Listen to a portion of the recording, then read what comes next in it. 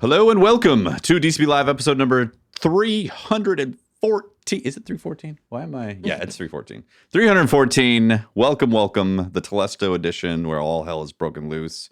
And we should have made all Ragnarok. our face cams Telesto. That would have been great. That was something.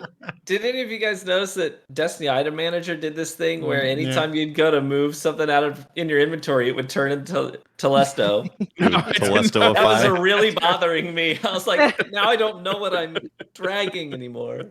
Yep. And Ishtar Collective, the lore website, all the front page, every lore tab was Telesto. Oh, really? So, like the lore book, the lore tabs, and like this week in Destiny, all of it was just you clicked on anything and it was Telesto. All Telesto. Yep. Yeah, it was just the Telesto lore tab showing up each time. What exactly is happening with this? Do we have the full scope? Has it played out, or are we halfway through it right now? Well, so Paul Tassi. It's Paul Tassi's fault. First of all, It's always Paul Paul's Tassi fault. started fault. Always Paul. He started the rumor that there's going to be a community event this week on Reset. So people were looking for stuff, and people naturally, when there's a hot fix or a patch, they're like, "What's Telesto doing?" Wait. Paul just called it out that there was going to be some sort of thing before it even dropped. It seemed like he might have had prior knowledge.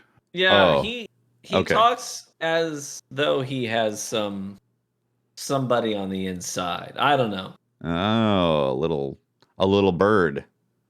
A little bird told me there might be There's a something community cheeky thing. going on there. Yeah. It's a knock at the door. So he was Watch like, that "There's company. It's Paul Tassi. It's Paul Tassi's at your door and is demanding a time slot to defend Seattle. himself. So yeah, he's at your door. He's coming. Answer the door. It's Paul. So Paul Tassi was like, community event. There's a community event that's gonna happen. So people were like, okay, what's going on? And then people checked out Telesto and they noticed that Telesto was firing weird. It was shooting like patterns into the sky. So initially people were like, okay, well, this is obviously very weird. It's shooting patterns. What do the patterns mean? And then they found that you could hold down the reload and it would turn Telesto into its normal gun. So like this has to be something. So you had a lot of people trying to figure out what the constellations meant. You know, I just got to say, when I saw this, I was like, nothing's wrong. This is just Telesto. It's like, why are people freaking out this? But that's the thing though. Like they clearly did it on purpose because there's like sparks coming off the gun and the whole fixing it where you're like smacking it like, what's wrong with this thing? And then it, you know what I mean? So it's clearly intentional. Yeah. Oh, I never used the way it was like an animation as well when you hit it. Yeah. You hit it and it changes from the alternate fire mode to the new one, and it's like sparking. So that also made people go, okay, something's going on. Like this. Okay, so it was intentional. It was indeed. Or maybe Telesto is actually sentient.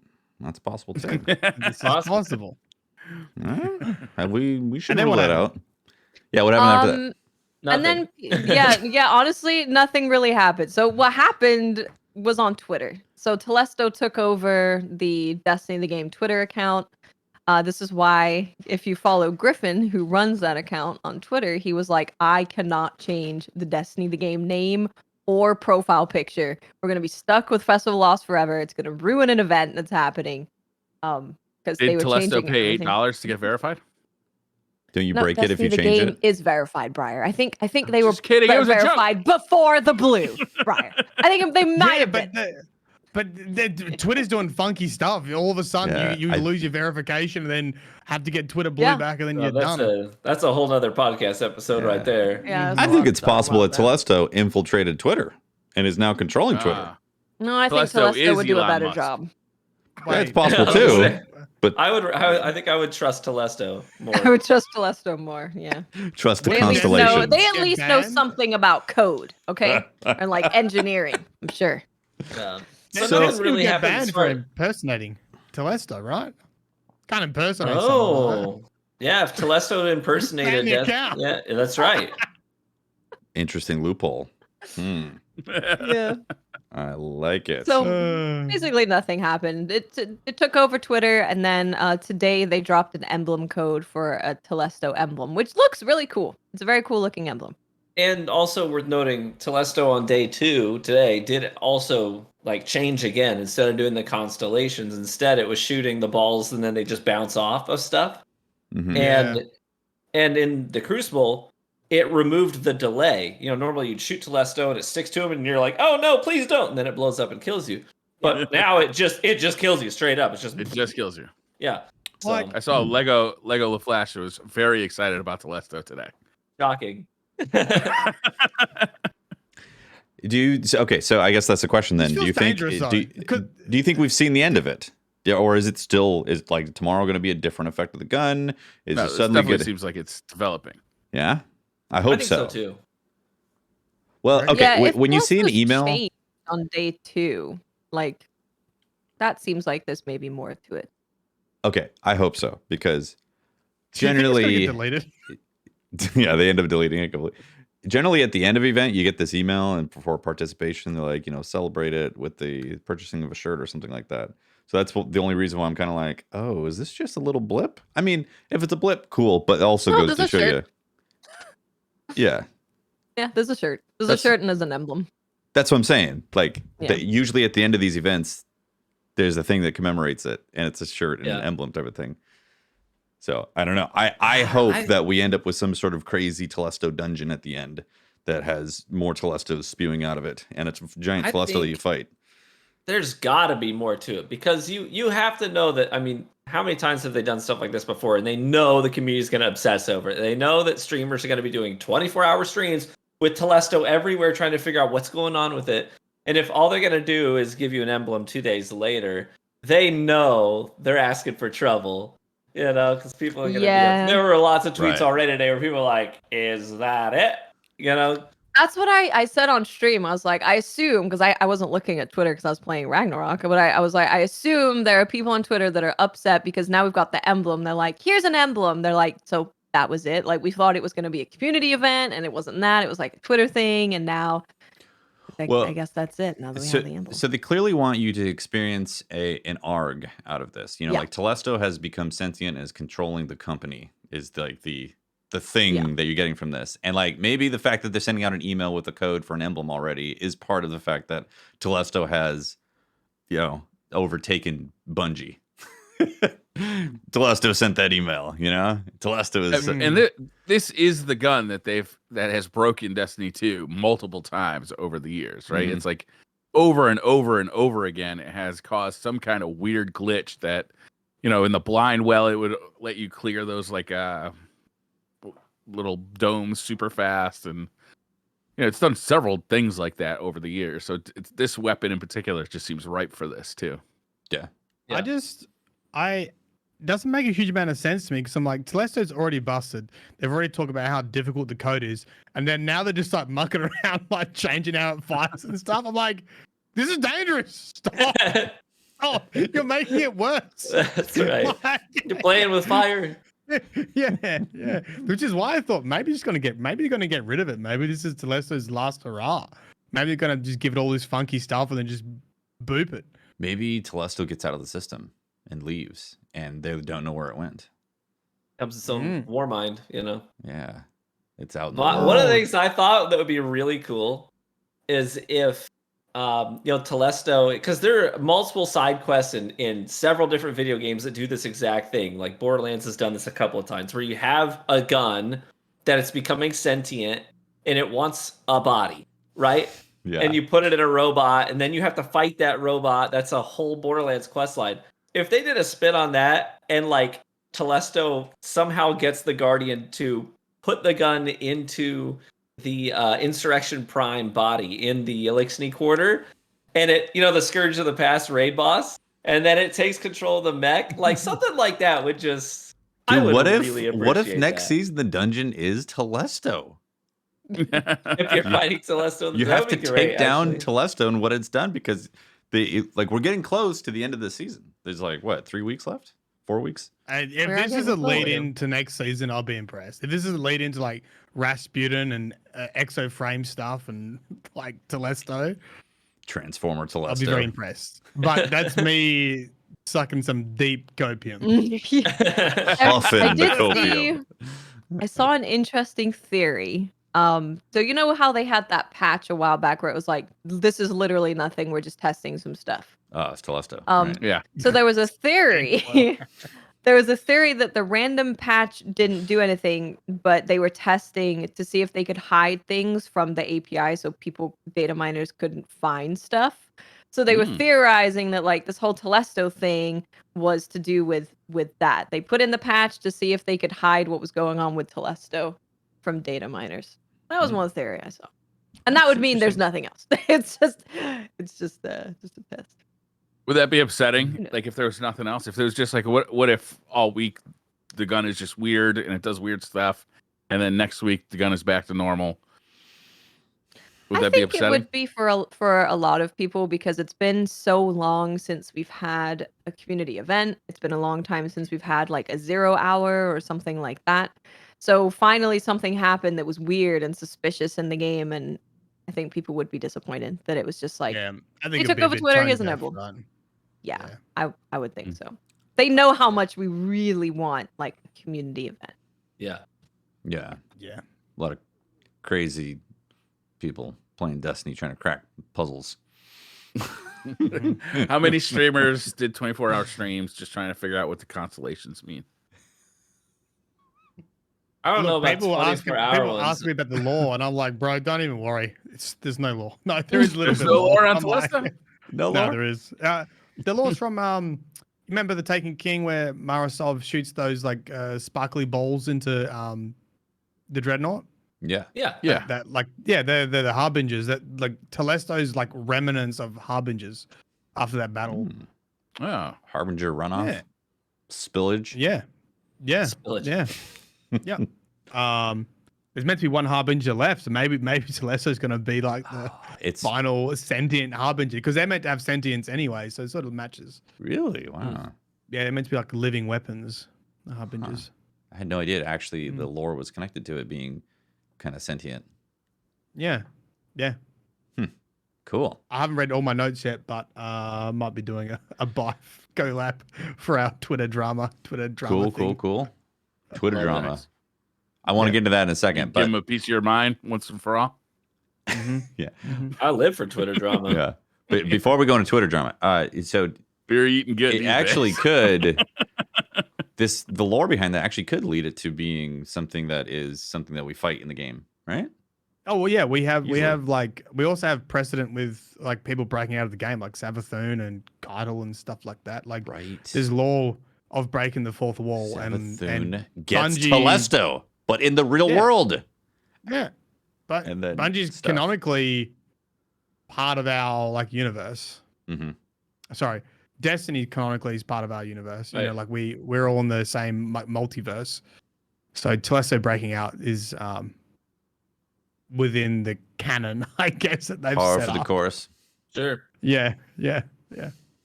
Breaking out, being sentient, taking over Twitter, like all the other ones have. Straight to Twitter. Anyone who breaks out of Destiny, the game, goes straight onto Twitter. Yeah. I just realized I have my window open and it's really dark out, so I'm gonna get bugs in here like crazy if I don't Close that window, man. Can't be Fight the bugs, Stevie. Can't be having mosquitoes everywhere. You know, getting chewed up while you're doing a podcast. So it's next thing you know, Telesto's knocking at the door, saying it's Paul Tassi, but really it's there to invade your house and take over your computer and a podcast. Yeah. I don't know. I'm definitely interested to see where it's going to go. Like, to me, it wouldn't really bother me if it was just like a one-off, like, hey, this gun's crazy for a day, and we're just going to have fun with just that. And if it was deeper lore, obviously, that'd be even better. But, like, you know, it'd be okay. This would be like a brand new kind of event that's a little smaller and a little crazier, and, like, that's kind of neat.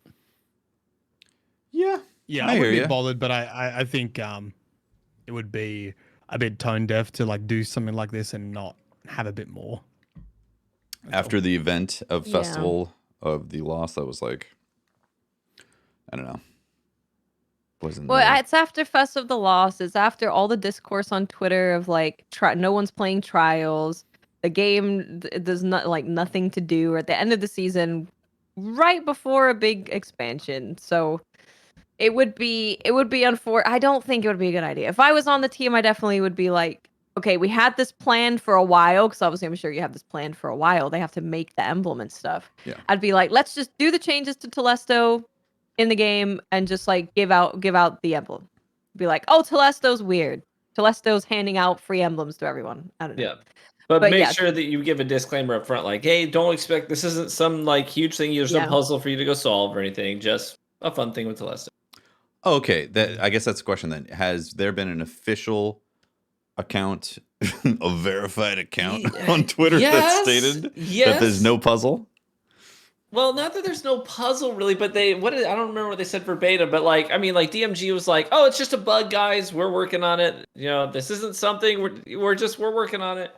Which just really you don't know if that's deny, as part of the game, or if it's actually there's some truth to it. I don't know. Yeah, that's tough because they built did a reload animation. They clearly affected the gun. They put out an emblem and a shirt. That's not like a bug. So the community managers are playing along with the augmented reality game of it. They do mention it in the TWAB as well. They say we are aware that Telesto is acting well like Telesto, so we wanted to give a little tip to the new lights that may not have heard that when Telesto acts up, we toss a blanket over it until we can put a more permanent fix in. Anyway, no puzzles or secrets to be found, despite what the machine says. We're in full control of the situation, and there's no need to panic. That was in the 12. That sounds like there's something more to it, right? Yeah. But then you're like, definitely. That sounds fishy. Yeah. Really? Spin foil hat time. And I almost get the impression that they've tested Telesto and it's broken in the next season. So this is like a funny way to disable it for next season. This is like a lead. You're really on this about them taking Telesto out of the game, huh? Okay. What? It's already broken and they keep mucking around with it. It's just going to get more fucking broken. With that in the TWAB, it does make me think that they found something that was just so like unfixable with Telesto that they had to just purposely disable its main thing. But instead of just like taking out of the game, like let's make it a thing with an emblem and all that. It's not a bad idea. Like if you think about it, like they could take it out of the game, like in like a story event, and then bring it back sometime later, like the Return of Telesto, but in like a different new Hunter Vanguard modified way that doesn't break the game once every year. New Hunter Vanguard Telesto. The new speaker is Telesto. Yeah, interesting, but it does seem more and more like they are just having fun with fixing the gun as opposed to an actual community event, which is kind of bad timing, like Watt said. It is just a bit of bad timing. Yeah. So you referred to this earlier. There's a bit of controversy that the player numbers are low in Destiny. Somebody was tweeting out what the Steam current player report of the game. Multiple videos made too, yeah. There's been lots of discourse, yeah. So the image that was going around, people were posting just that this is Destiny's kind of lowest peak that we've had in terms of players, which was 59,691 was the average. That was on Steam? I believe that was on Steam alone, wasn't it? I think so. I think it's.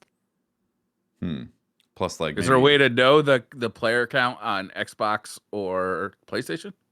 Those numbers aren't public. I think so. I don't know. Stadia has 7 people tough. concurrent. It really is tough because, like, even on PC, like, Steam charts isn't going to track the stuff that's going on with Epic. People using the Epic launcher, right? Mm-hmm. Yeah. That's a good point. And so you've got that. You've got the Game Pass stuff as well. Is it still on Game Pass? Is Destiny still on Game Pass? Any part of it? No, they took it off. Free to play anyway. They took it off with the Sony merger. Okay. Yeah, that makes sense. Yeah. But either way, it's free to play on multiple different platforms. So I don't know. Yeah. So there was this thing going around, and people were talking about this is the lowest that Destiny's ever been. And then people brought out this other graphic, and it was like in January of this year it was lower, November of last year it was lower, April last year it was lower, January last year it was lower. So just like all these things where it was lower, and that's when people were like, well, we were talking about the weekly lowest amount so of the players. premise was false. So they tried to cover their tracks by changing the argument. To be fair, a couple of the guys the that beef? made videos on this did actually come out publicly and say, this is totally my bad. Like I saw this that was being shared and I didn't do enough due diligence and I took it at face value. My bad, Yeah. So I don't think it was necessarily a nefarious thing. I don't, because a lot of times content creators or people trying to get clicks will slice the graph in such a way that they can show just what they want you to see to prove a certain point. But I don't, as far as I can tell, I don't think people were doing that intentionally. I really do just think it was. I really just think it was. Yeah, Oops. This is just When you got to make a everyone video needing every day, content. sometimes you this pick a is just topic like that's we need not content. 100%. Yeah. Also, though, I mean, the it makes sense. Go ahead, Jesse. the experience right now around Destiny, especially with this event, and then nothing after that. It's like I could see why that kind of content would take off right now, because people are like, for sure. It's the end of a season. I got People are nothing to a little, do. like- Now I'm gonna get Yeah. angry about the player content, or get angry about the content and say the player population is showing that the content's bad. Blah blah blah. This is a completely cyclical conversation, right? We've all seen it. I don't know how many times. Yeah. How many Battle years hardened. has Destiny How many around? seasons? Yeah. Yeah. Yeah. We get to this point because there's a job, you play Destiny for 10 weeks or whatever week we're in right now, and you've gone through all the story, you've done most of the seasonal activities, and then people really love Destiny. They don't have much else to do, so they start complaining about Destiny or criticizing, and then the same with content creators too, looking for topics to talk about stuff. But right now the lore, I'm literally picking topics from I don't know, anywhere. Years ago. You had a good one Telesto. last weekend with the trying to go back and look at the two lies and a truth. Oh yeah, 2 truths and 2 lies. Yeah, that was a Two good one. truths and Yeah. 2 lies. Sorry. Yeah, but that's the thing. I'm going back and looking at previous seasons and recovering stuff. So it's I don't know. I thought that was a pretty good video.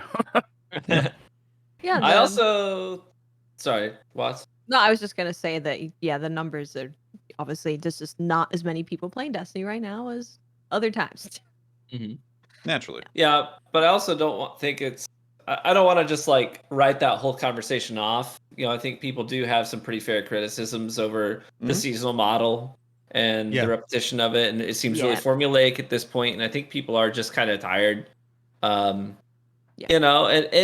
also there's just some simple things that aren't keeping Destiny players busy, like maybe they should be, like the fact that Bungie came out with this new game mode, Eruption, and had Iron Banner, and it was really fun. And a lot of people, the numbers were really high that week. People were really digging it. And I played a ton of Eruption, and the community kind of rallied, gave some great feedback. They're like, we love this game mode. Here's some things that maybe you could do.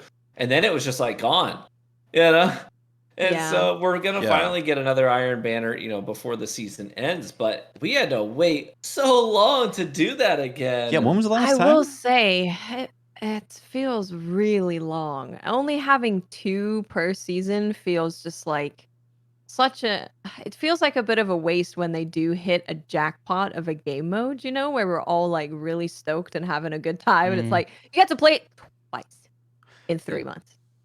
That's the problem, though, right? Because then if you keep it fresh by keeping it rare, but if you do it every other week, like Iron Banner was in the past, then all of a sudden people they get used to the game mode, they burn out on it, and it's not special anymore. I would personally say 3 in a season. Then it's once a month. Sure. Yeah. When was the last time we had Eruption? It was week 3? Oh, it was really early. Yeah. Week 3 of the season? Was it 3 or was it not that early? I don't recall off the top of my head. But it was early in the season. September 6th. September 6th. September 6th to November 15th is the. That's the gap there. Yeah. Yeah, you are right. It's a girthy gap. It's weird that they put time into making this new game mode, then it just shows up very seldom. Yeah, and then It's that strange. affects other things too. Like they decided to break their multi-year sort of fast of having brand new maps into the game. They decided to break that fast when players were so up in arms about it by giving us a map that was specifically made for Rift. And they told us that. They're like, we made this map for Rift. And then when was the last time you played Rift? You know what I mean? Last Iron Banner, the last season. And it's no surprise, like that map is universally hated in the community outside of Rift. I think it plays great for Rift. I think they absolutely they succeeded to make a Rift map. Great job. But that seemed like such a strange choice to me to break that silence with a map that specifically is made for Rift and plays very poorly everywhere else. So I do agree. It is weird, right? It's weird that if you can't make maps frequently to make a map specifically for a mode that's Iron Banner. That's never here. It's never here. Yeah. Yeah. It is a strange choice. It is strange. Yeah. I haven't actually thought about these points, but they all kind of feel like a no-brainer. Like, yeah, why would you spend all that time on something that's only going to be around for a very small fraction of the year? Yeah. Especially with it being so difficult to make maps. Yeah, I guess that's another point, right? Is the same thing with Eruption. You made this mode that people like, and we get to play it twice within 3 months. And then, will the playlist be populated when it comes on rotating? Maybe, maybe not. But considering we don't have a ton of support for PvP-based things, to make these decisions based on stuff that's not around very often, when you can't make a lot of PvP stuff, is a little weird. Yeah. Weird. On the flip I think side, a really good practice. I'm sorry, you go ahead. No, go for it. I was just gonna say, I think a really good practice is to, when you're trying to address something that people are displeased about, like I do this all the time as a content creator. If my content's not getting the views, suddenly I'm like, what am I doing wrong? And I'll go back and I'll look at a video that popped off and I'll start to ask some questions like, what did I do right? And I feel like when it comes to like even stuff like making Disjunction, the Rift map, instead of something else, I feel like you could implement that practice and say, what are the maps that people love? And right now, it's literally still the beta maps or the favorite maps in the game. People like Javelin 4, and they like Endless Veil. So to me, it makes more sense to ask the question, what do people love? And how can we make a map that sort of hits the right notes for our community? Instead of saying, Rift map. Like that just seemed really bizarre to me. Yeah. But anyway, so I digress. So on the flip side, it's also on brand with how they've treated PvP for the past 3 years. But like, that's of course, it's a little sore. There's supposedly going to be this whole revamp for PvP coming up, right? In fact, is that next season that they're talking about that? Oh, the competitive rework. Yeah, I think isn't there supposed to be discussions about it in like in a week or so? They're actually going to start unveiling some information about this. Yeah, this was another sort of Twitter development this past week. Was that this is how it all unfolded? Yeah. Joe Blackburn playing Trials with some buds, and one of them happened to be resetting his card to avoid the flawless pool. Which, by the way, is not against any rules. It's against sort of a community standard, right? Like it's against the a creed, are like, that's crest. Uncouth, you know what I mean? So it's not a real rule. It's just sort of an imposed rule by the community. Joe didn't know that.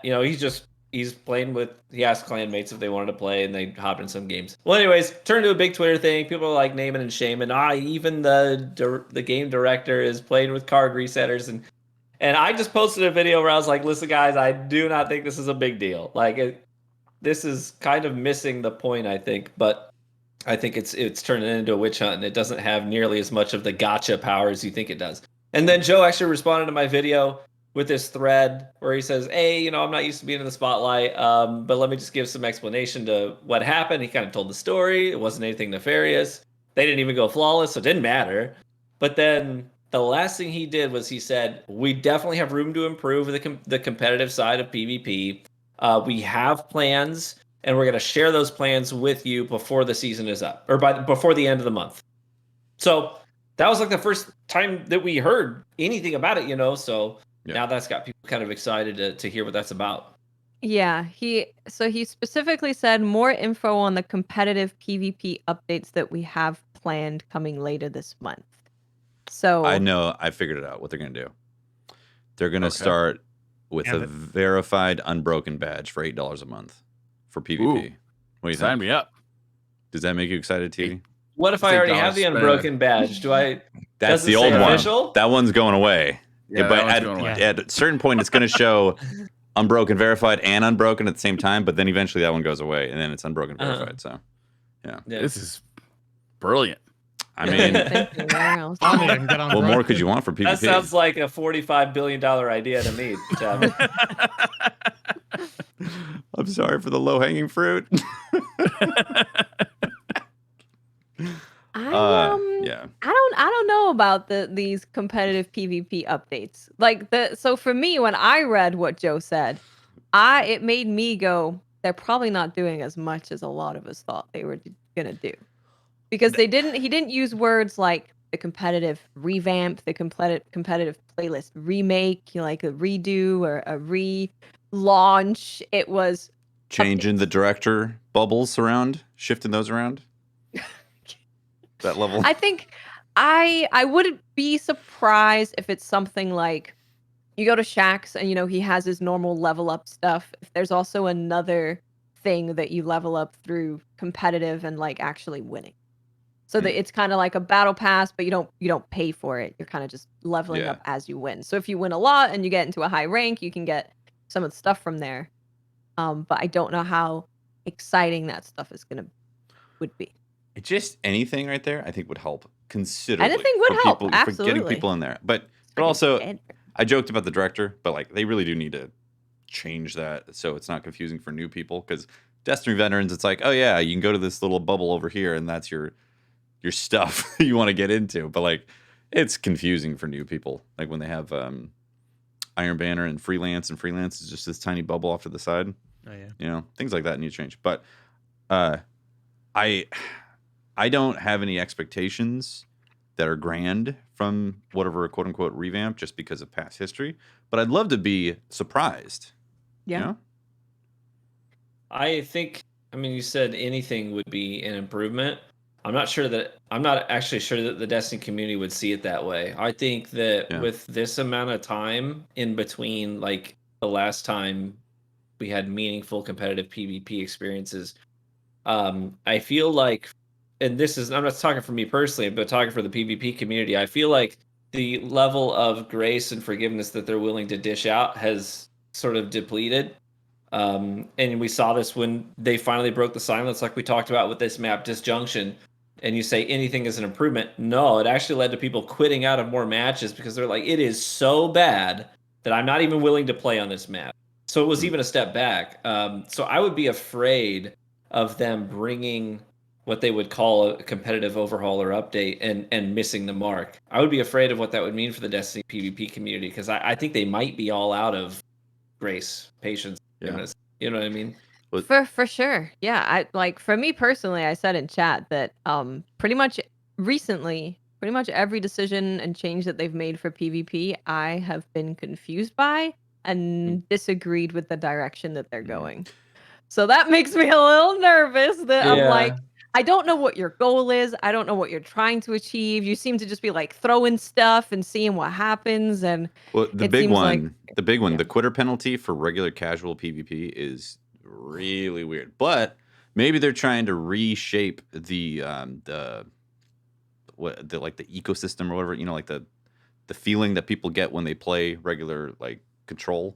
Maybe they're trying to change that, like the like quitting shouldn't be the thing that you did. I don't know. I don't think so. I think they literally just put that in there because they were like, holy crap, everyone's leaving and we can't fill the games fast enough because it takes 20 minutes to find people. So they were like, just put this in. We got to stop the quitting somehow. People don't want to play this. How about we just make it not a player-friendly way to fix that. No, because I feel bad because then there's players that you match a 6-stack. And my team is all solos, and I obsess over this stuff. I'll pull up their stats and the information because I want to know what kind of environment these people on my team are having to play in. And a lot of times, I'll have multiple people on my team whose skill level is under every single person on that 6-stack. So there's not a single gunfight they could get into during that entire match where they're actually having a competitive gunfight. Everything is fighting Godzilla to them.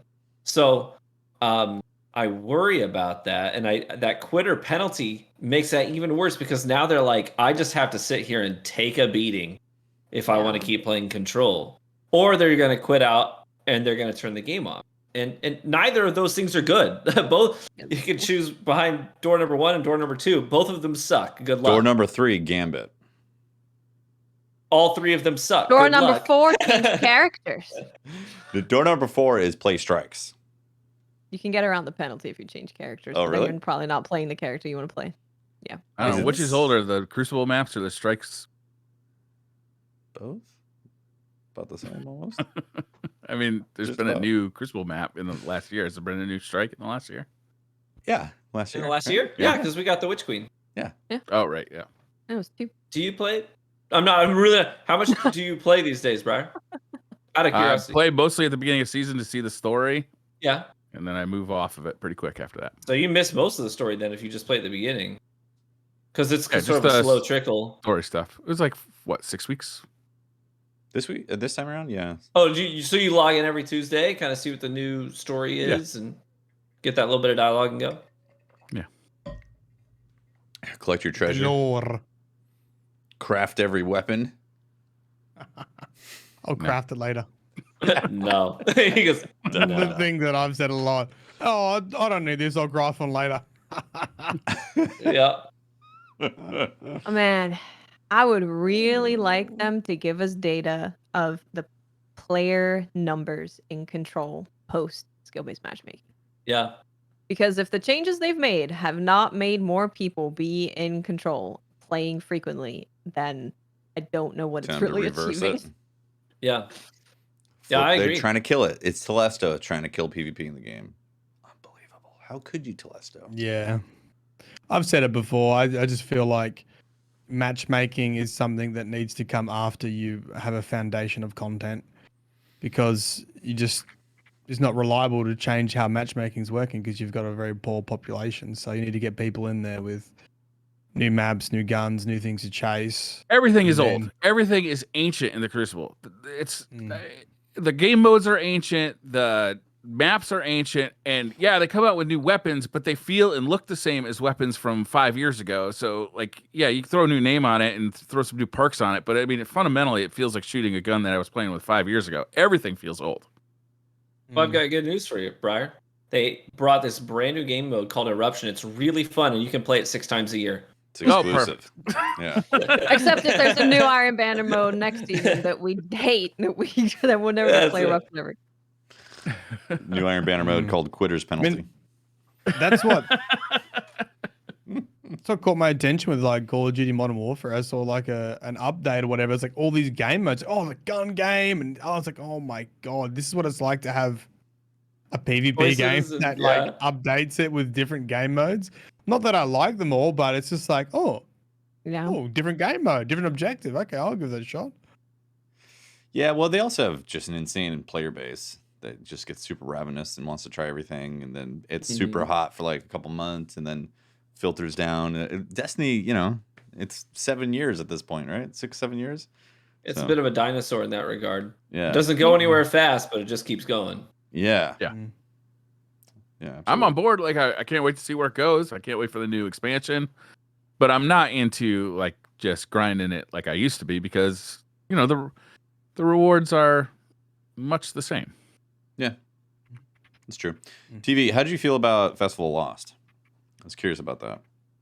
I like Festival of Lost historically. I really like the loot. I love wearing the masks. I'm a Halloween guy as it is. I just love the whole aesthetic. So I basically buy everything in the store that's new, and I'm a bit of a sucker for that stuff.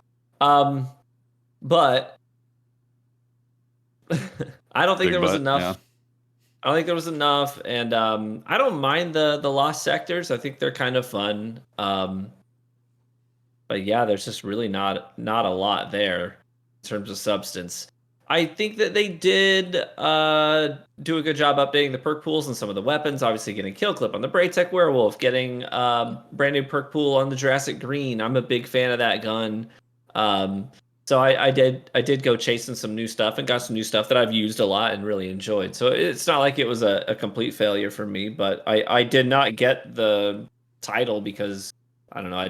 I'm the kind of guy where I don't if I have stopped enjoying something, I won't push through it just for the stats. same. Yeah. text under my name. So I just stopped. I was like, oh, that's a cool title. I'll never have. Yeah. I stopped as well. Yeah, I think there's like 50 different things that have happened this season that have kind of made the community be upset. And it's, we're so used to this model, like we said before. Like we know there's going to be a little thing with grids, boxes that we have to unlock. We know there's going to be a 6-man thing, there's going to be a 3-man thing, there's going to be story. Like we know exactly what's going to happen in terms of what we're interacting with and how it's set up. The thing that's really carried those seasons where I know exactly what's happening is a really strong story that I'm excited about that is moving the world. And this season's story has also been a little meh. There were some cool things, but then the finale where we got Rolk's jars, we got them all, and it's like nothing happened. Just Like, good job. Yeah. so I'm hoping for something big, but yeah, like that Me their too. story didn't. Hey, so- I was Let's pretty go, man. excited about the premise. Had me kind of jazzed. Yeah, like, me too. This mysterious bad guy of the past, Nezarek. What's he about? And Yeah. That can't be not over, right? deliver. It's got to come back. Like at the end of the season hope or so. in next season. I hope so. They'll Should have just an drop epilogue. I think they'll have a very short epilogue, but it could be as short as last season, which was just Callus's floating head in the helm. Being like So it just Sub-Guardian. depends on how much they reveal. True. Yeah. And Well, it wasn't even that long ago that we had seasons that I mean, think like Season of the Splicer. I really liked Season of the Splicer. I thought that was a good season. Splicer was really good. Yeah. And then like it all led up to this showdown with Quoria, which was I thought, I mean, obviously it wasn't like overly difficult content. It wasn't endgame PvE, but it was a really cool showdown, and they applied a little bit of creativity to that engagement, and I really appreciated that. It made it feel like the season was delivering on the promises that it was hyping up, And I feel like it's been a while since we've had a season that did that put us in that sort of a similar situation. Like with this Nezarek stuff, I really would have loved if they would have followed up on it with a big showdown of Subkind or a big reveal that you could interact with. Yeah, and put it in the strike playlist. Like that showdown with Korea, I wouldn't mind having that show up in the strike playlist. I agree. Yeah. Oh yeah, that would be cool. Yeah. Vanguard Ops, Yeah, Vanguard Ops, exactly. I think they got to get better at reusing some of that stuff because they make some interesting encounters, and then it just kind of gets dusted away with the seasonal model. It's like, come on, reuse some of that. Yeah, I agree. So, yeah, we've had a season that was a little then it also got weirdly grindy in some of the weekly challenges, like significantly more grindy than it's been recently. And then we had Fest of the Lost come out where it was like do 35 lost sectors, which was a lot for people. So there's been a lot of like grind put into this thing in a season where the story's not really hitting very hard and people are kind of on a bit of a lull and there's nothing really enticing people to play. So it's kind of just been one thing after the other and people are just kind of fed up. Yeah. I think it's a bit of the attrition of the seasonal model, like taking long-term effect. Right? Like it's good for content creators because you got new stuff at least almost every week. But I think for the player base, after a certain while, you need that time away to then come back and have that bigger expansion that feels super fresh. Because if you were the healthiest way to play Destiny is to play it when it feels good, take some time away. God of War came out today, so take a couple weeks to play that. Yeah, and come back with fresh eyes for the new season. It's like if you have a season like this follow up into an expansion, it's a recipe for a lot of burnout. Yeah, I think Bungie did a really good job at getting people into seasonal model, and then what happens is when it fails, then people get really angry. So it's like, you got me hooked on the seasonal model, you better deliver. Like, can't be having this grind. Come on. Yeah. Now I don't play any other game apart from Destiny. I've got no more room in my hard drive. And it's hard. I mean, people do find it hard to get off Destiny and do something else. It's like, oh, well, stick around another couple of weeks. Next season will be here and we'll start all over again. It's the comfort game, when you're like, I'm just going to load up and like do the thing that I usually do. because it does take a little bit of energy getting into like a brand new game, and It people are does. just Yeah. like, I'm just gonna load up the thing I normally do. Yeah. Also, All when my your friends friends are are there, there yeah. and you have Yeah. like a common group that you play with, it's good to see your friends all the time. Yeah, definitely. Yeah. So I think it'd be reasonable for people to have fatigue from the seasonal model. I think that's a very like reasonable thing. Yeah. But is that on Bungie to change, or is that on people to take a break?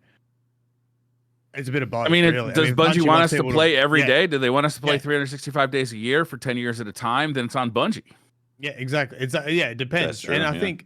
I actually think the biggest advice for people to do is if you're not enjoying it, don't play, because guess what? That actually has a huge impact on causing change. Because when Yeah. player numbers do actually drop, Bungie will be like, okay, we need to do something different. We have to earn them back. Yeah.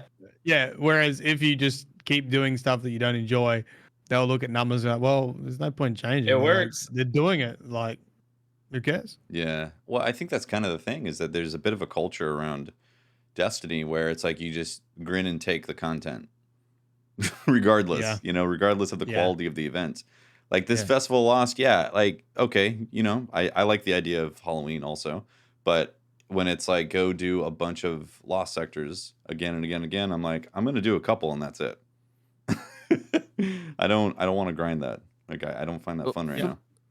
For the first several years of Destiny 1 and Destiny 2, it's like the game was ever changing, right? It's like you never knew what it was going to be in the next year or two, because they're constantly changing. Like, oh, now it's competitive PvP. Oh, now it's like hardcore PvE. Like, it's constantly changing. But now it's been kind of the same for the last 3 years. And if you're not kind of happy with the way it's been for the last 3 years, like, I think this is the path they're on, right? Like the seasonal model, very little PvP. Well, that's why we also don't expect big changes in PvP either, right? Like, yeah, they've kind of basically, without saying it, they've shown the direction is that PvP is getting a little attention here and there, but definitely just not the focus. So hardly any new maps. It hasn't had any cadence. It hasn't had any Yeah, rhythm no cadence, like yeah. the PvE has had, with regular, things happening. Everyone knows what you're going to get in every PvE season. It's going to be those activities. It's going to be this set of loot. It's going to be these umbral engrams decrypt and crafted loot, but you don't have any expectation for PvP. And I think that's pretty tough. It is. Because I think that's also a place you hang out when PvP is good. Once you get through the story, like I think PvP is there to carry you into the next season. Yeah. And when that's bad, then that's when it's sort of makes everything feel that little bit worse. Yeah, it feels empty. Yeah. Even if it's not bad, even if it's just been the same for several years. Same. Yeah. It doesn't have the same draw as it did 3 years in as it did day one. Even Trials, like the revamp of Trials, they had great Trials. Like a lot of people were playing Trials, and then it stayed the same, and it's going to get boring to people over the course of time. While other brand new activities are popping up all over the place, right? Like, the only PvP content that we've gotten over the course of the last year or so is just sandbox. It's just like, oh, we're gonna buff this, we're gonna nerf that, buff this. Yeah, and so it's sort of like this artificial content, quote unquote, because it just makes PvP feel a little bit different, but it's the same thing, just using different tools to get it done. Yeah.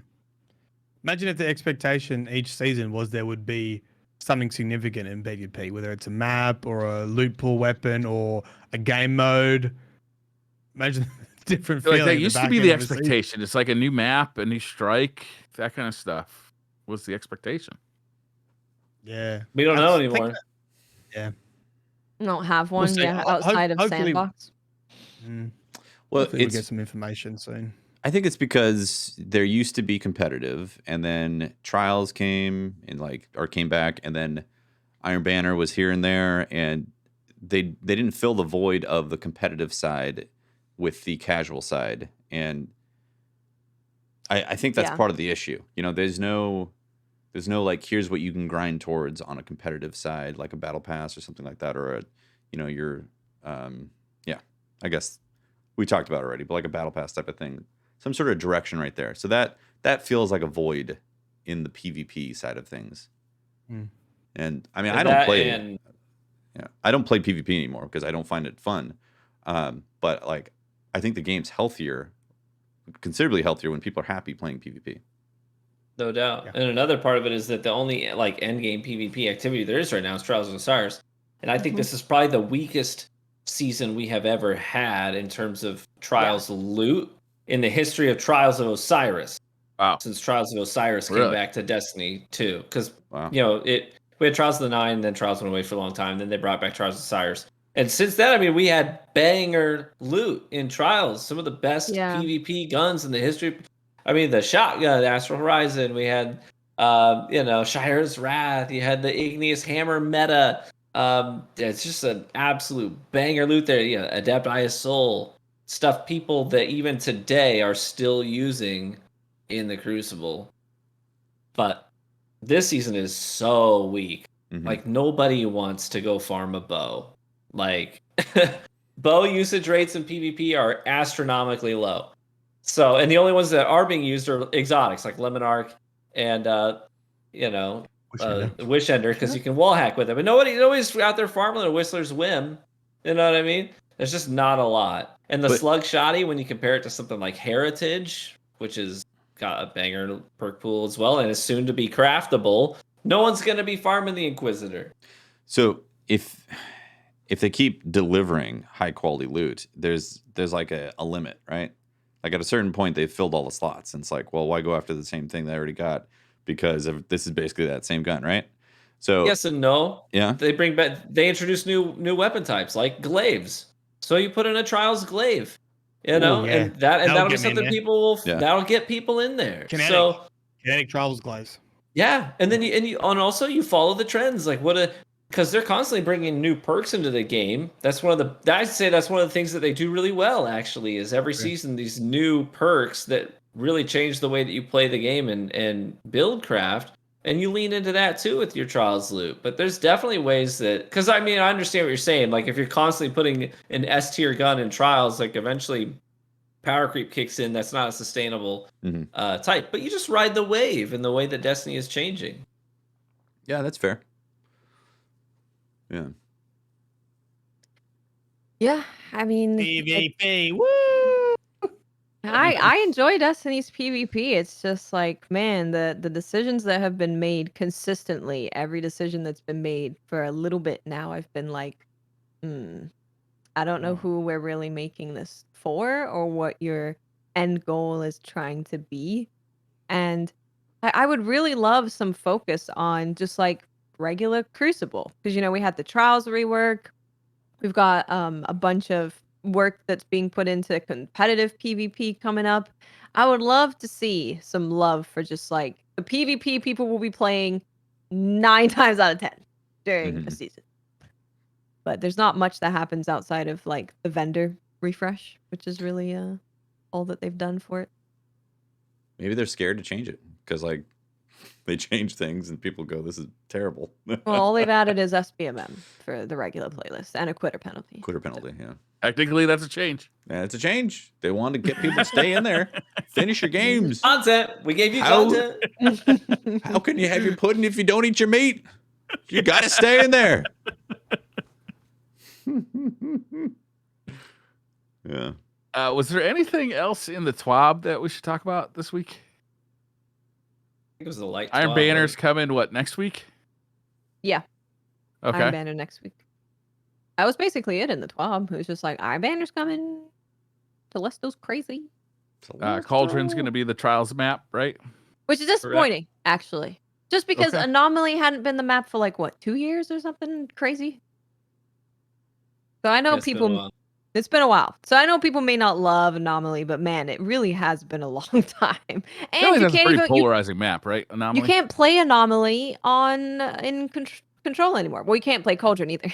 I actually liked the chaos of Anomaly in Control. I love it and too. Cauldron. Yes, me too. Like when they said that, I was so sad. I was so sad. They're like, we're removing Pantheon. I'm like, yes! And Anomaly. No!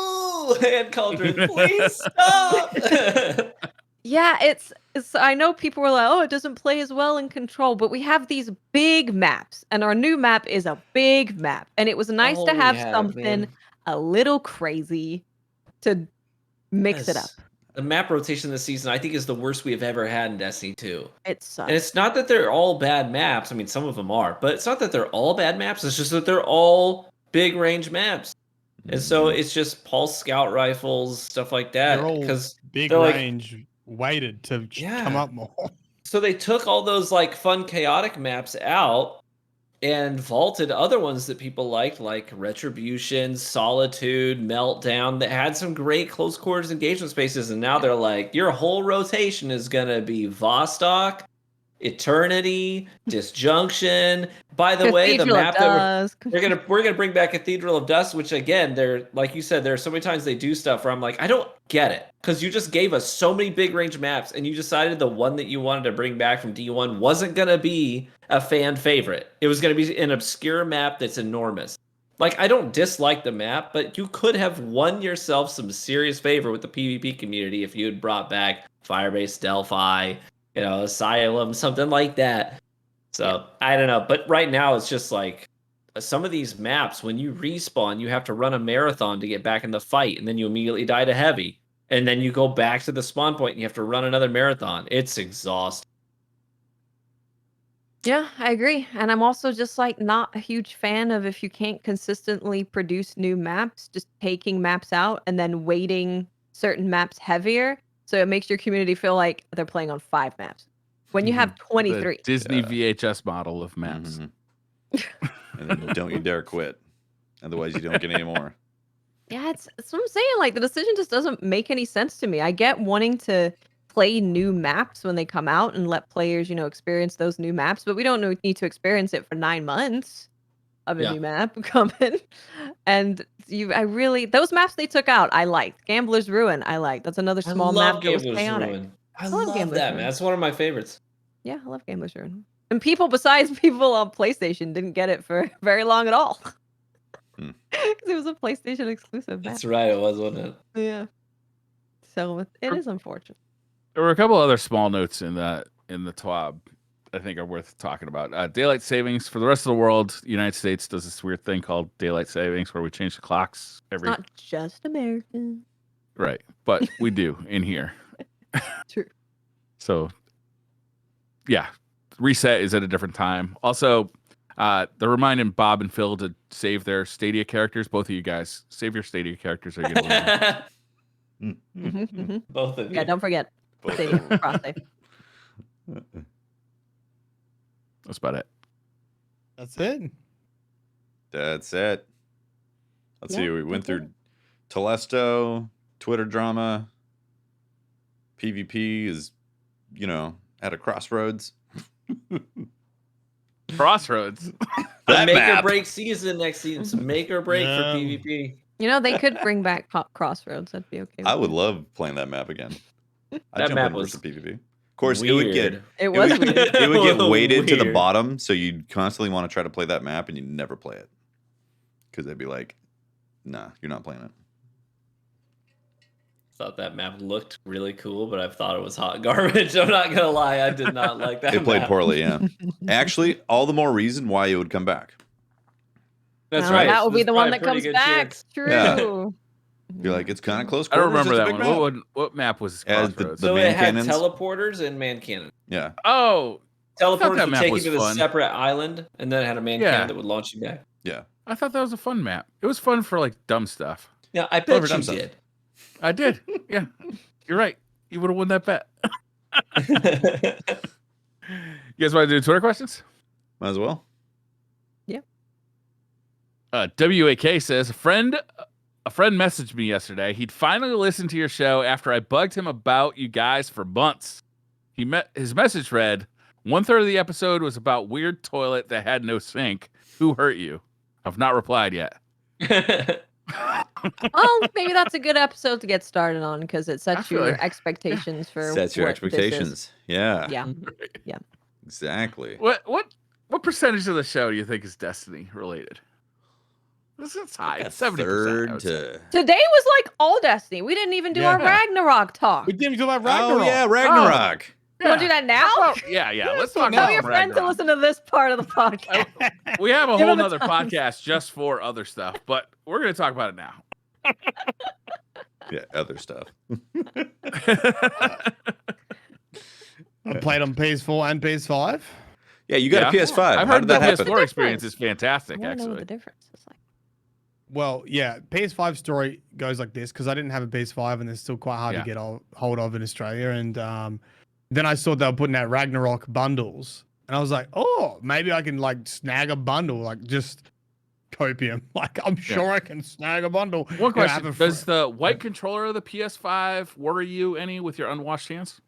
With your Yeah, bathroom I mean, filth? this is not made for Australians. This is gonna be disgusting. Yeah. By the time. There's no This is bathroom not made sink for miles gamers. around you. Whoever thought about this it needs to be fired. Anyway, I thought, oh, you know, maybe I'll get a bundle, Ragnarok bundle, and I messaged a friend who worked at JB Hi-Fi, which is like an electronics shop. I don't think you guys have JB Hi-Fi over there. No, but it sounds like the kind of place I'd like to shop. Yeah, Yeah, I'd go it's there. just games, laptops, you know, all that kind of stuff. He's like, nah, don't have any. And then literally an hour later, it's like, I lied. Just got 30 in. I was like, Wow, "Oh." that's great. And I was like, yeah, can I have one, please? And he like reserved it for me. I went in. He goes, I can't sell it to you now because like Ragnarok's not out yet. Like you got to wait till tomorrow, like to come in tomorrow, whatever. So I came in the next day. I was at the counter. Well, he got me the PlayStation, all that kind of stuff at the counter. And then like a mum and a teenage son walks in. Any PlayStation? He's like, no, sold them all. Literally sold 30. Yeah. At the They last sold one 30 in like 2 days. Oh, Less than man. 2 days. My local Best Buy, I went to get a copy of Ragnarok at Best Buy, and it was like I got there at like 12 o'clock, like 2 hours after they opened. They had a stack, like a pyramid of PlayStations, Ragnarok branded Oh wow. PlayStations right at the front door. Yeah. Like at the front door, like not even like hidden in the back somewhere. Yeah, right. Yeah, it's still pretty rough to get hold of one. You got to because they just put them straight on the website and people just bought them straight away. You know, so it was just just gone. Okay, yeah. But apparently scalpels don't go for the bundles as much because the profit margin is not as good. So I don't know. I hadn't heard that before, but yeah. I got myself all of a PS5. So I played like 2 days on PS4 and then like today or last night as well on PS5. Did you have to looks start really over, or did your save transfer? No, I just transferred my save to the cloud and downloaded it on the PS5 and it booted up straight away. No troubles. Is there a Straight where I massive left off. difference visually? I watched the Digital Foundry video. It didn't seem like the PlayStation 4 version looked pretty good. PlayStation 4 version looks fantastic. It looks really good. I think the only part that you'll notice is the combat and just the smoothness of the combat on PS5 The feels 60 FPS. feels really nice. Yeah. If the PS4, it's not awful, but you definitely notice the upgrade. I think if you went from PS5 down to PS4, you'd be like, but if you start off on PS4, I don't think you're really gonna like feel it. It's still you're playing it for the story and the big fights, really. But PS5 feels really smooth, really nice. So The frame rate is pretty locked at 30 on the PS4, according to that Digital Foundry video, which is not the case for the first game. Like the first game was pretty all over the place, frame rate wise. So it's a big improvement. I'm playing on the PS5 as well, but I'm playing in the high frame rate, variable refresh rate, and man, it's fun. It feels good. Yeah. General it impressions doesn't hit 120, but it sticks around 80 and 90 FPS, which is great. Have you guys been enjoying it? Yeah, Ragnarok. Yeah, I've definitely been enjoying it. My thing is that like when I'm playing the story, like I think the writing is incredible. I think like all the characters are so fun to listen to talk. Like I'm really enjoying the characters. It looks beautiful. My only thing is when I'm doing side content, I notice that it is very puzzle heavy of just move and box, move this thing with your weapons. So it makes me not super excited to explore because I know that I'm going to be doing that stuff a lot more than combat. And I'm also not going to be having much dialogue from all of the characters in the world. So I'm definitely less excited about doing side stuff because are they like 95% style puzzles? Yes, I literally said on stream, I was like, this feels like Tomb Raider, but instead of guns, I got axes. Yeah. It's very Tomb Raider-esque when you're doing the side stuff. But yeah, I've been loving the main story content. and all the combat and the boss fights. The boss fights are really fun too. What do you think of the combat? It's okay. Like when I'm parrying, I'm pretty happy. But outside of that, I'm like, I think, fine. Like I do think it's good. I do think it's good. It's a good game. But also sometimes I feel like when you get just mobs of enemies, I feel like I can't really do anything apart from just keep rolling and spamming until I've got enough enemies down that I can actually do combos again. And then when you get the combos going, like really nice, you know, you just like juggle them in the air and like set them on fire and that kind of stuff. But you get on No Mercy anyway, the difficulty, you get slammed out of your combos straight away, which is The little lizards, isn't it? The little lizards pissed you off. How done were you with the little goddamn lizards? You know, no, the elves. The elves is what pissed me off. No spoilers, but fuck those elves.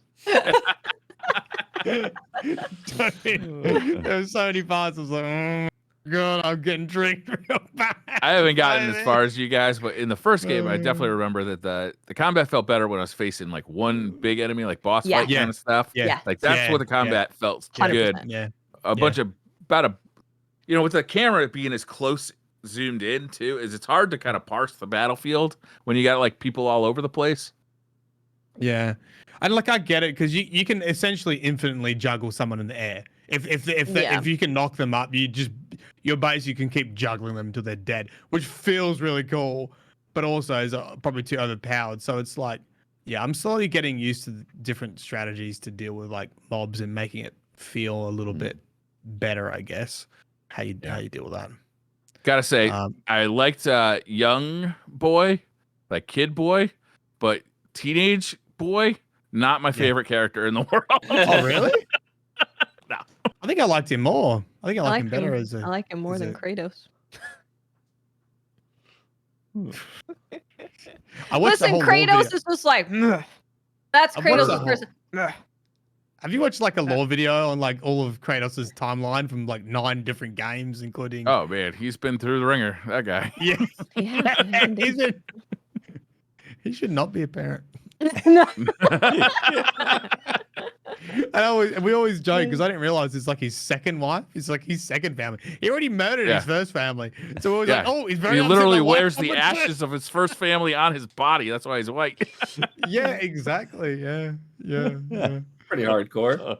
Yeah, pretty hardcore. Yeah. Well, one last question: Do you like the gear score stuff and the crafting? Like, I feel like I could. It's okay, but I don't know. I'm sort of just there to beat shit up and listen to the story. I feel like it easily just not be there. I haven't interacted with that much yet. I've only put about 2 hours into the game so far.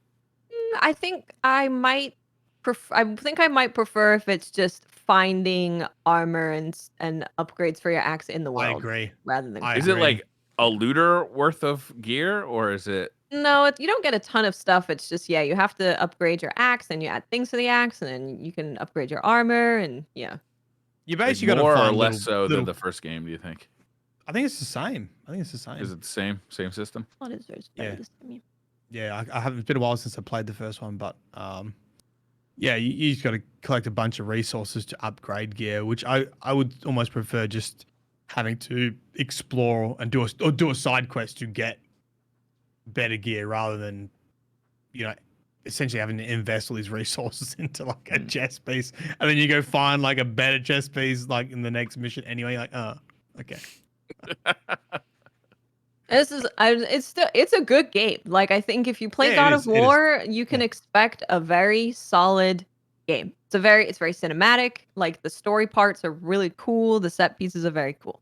Just nowhere near my game of the year. It can't touch Elden Ring for me. I mean, I agree. I completely agree. It's a good game, but Elden Ring is still.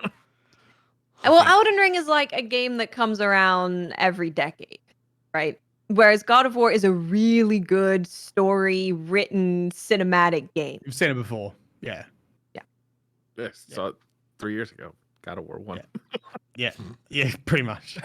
Elden Ring broke the mold for what that genre was. And did it really well, and gave you exploration. And I don't even like open world games, and I wanted to finish Elden Ring. Yeah, it was incredible. Yeah. All right, back to Twitter questions. Spade says, today, Yeah. I'm throwing a cocktail party soon. Do you mob have any cocky recipe recommendations? Also, please help me come up with a signature recipe, which I'm calling the Taint Scratcher. Cheers. Ooh, taint Ani Kava. scratcher. All right. Guru. What do we think a taint scratcher tastes like, everybody? Oh, If you're gonna do a taint scratcher, it's got to be Campari based because it's kind of got that musty bitter taste to it. Oh, okay. telling you. I like Musty it. bitter. I like it. How about a little of that? Maybe Or like vermouth. Fireball whiskey in there. I'm gonna be honest. Vermouth, to me, whenever I put vermouth in a cocktail, it literally reminds me of like it just kind of tastes like body. Like, Ooh. like eating ass? you know what I mean? It's going. Reminds you of the taint. Like body, like that body kind of an odor to it. It's strange. I get that vibe every time. So I don't drink a lot of vermouth cocktails for that reason because I'm not like, I can't imagine wait to that. drink some body. You know what I Some mean? body. Got him. Favorite cocktail? Was that what the question was? Yeah. He wants to make some cocktails for his party. Cocktails. Yeah. Espresso martinis are always great to start everyone off. People like coffee. They're always a nice one. Just get the caffeine levels up, and then whiskey sour. Whiskey sour. I Yeah, like whiskey yeah. sour. Whiskey sour is nice. There's a Espresso great martini. cocktail called The Last Word. It has nothing to do with Destiny, but it's really bright if you want something that's maybe a little bit more botanical. It's super easy to make because it's all equal parts. So that's gin, maraschino liqueur, lime juice, and green chartreuse. And it's all equal parts, just 1 ounce of everything. And it's super bright and botanical. Highly recommend. Yeah. They're my favorites. Steph Jimmy 15 says, question y'all, did y'all go vote? Did. Of course. Absolutely. Well, I didn't go anywhere to vote. I stayed right here in my house and voted. Oh, I nice. You voted got like a week ago. mail-in or Yeah, just the absentee thing. nice. Listen, if I don't have to come in contact with other people, if that is an option, I will take it every time. Yeah. 100%. I get like there's some people that enjoy the excitement of being in a line to vote, and I'm just not that person at all. Like that No. sounds like There was no line Well, at my. we polling do. place. We go down and get our democracy sausages. Oh, You've had this delicious. because they always have like the voting polls are like at I don't know where they do it in America, but it's at like your school. local school or Yeah. gym or whatever, right? Yeah. But there's always like a sausage sizzle. You just get a sausage in a They got a shrimp on the piece of Barbie. bread or a bun. Yeah, a bit of shrimp on the barbie. With the sausage, you get a. I would democracy definitely go. sausage. We just get stickers, man. They Yeah. just give us Yeah. stickers. If you're So, lucky, like, you get a pen. I am not Pen. 5. Yeah. Well, A lot of time they have like a bake You sale. usually have to pay for it, but there'll be like a bake sale there, and it'll probably go to the local school or something. The That's kids be good. running around and you maybe get some cupcakes or something and a democracy sausage. I did go to a Democracy town hall sausage. meeting, I think it was 2 weeks ago now, where a woman actually stood up and asked for Halloween to not be done at people's houses, to have it be done at parks because her dog gets upset when the children are outside walking around and yelling. So she wanted to cancel Halloween because her dog gets upset. So I told her that maybe she should train her dog instead of trying to cancel Halloween. And she was very upset when I said that to her. I can imagine she was. Brian, you need to film this and make a podcast out of just crazy local. Briar Yeah. upsetting, literally upsetting is the name of the podcast. That's your new YouTube channel. It's just I piss Karens off at town hall meetings. I'd watch. Yeah. Yeah, I'd watch it. I couldn't believe she wanted to cancel Halloween though because her dog got upset. Train Listen, your fucking dog. totally- Maybe you're not a good dog owner. You I- ever think of that? I'm totally sympathetic to people who have, like, for me, like 4th of July has always been a challenge for several years because the pets and when the kids were really young, like you work so hard to get a kid to sleep. Yes. When they're that age, like you literally work so you could sometimes it's an hour straight of you rocking a kid and finally like you slow walk to the other side of the room to the crib, and you get it in there, and then you're like, oh, I finally get to sit down and have a beer and chill with my wife, who I haven't spent one-on-one time with in over a month, and then suddenly there's explosions in the sky and the kids screaming. Like, so I totally am sympathetic to those sorts of plights, but I've never been the kind of person who's like, let's cancel the whole thing because it's You'd hate my neighborhood. It's like the 7 days of 4th of July around here. It's like the Hanukkah of 4th of July. It just keeps going and going and going. Yeah, on the 4th, I don't mind it, but the days before and after, I'm like, okay, all right, I get it. Yeah.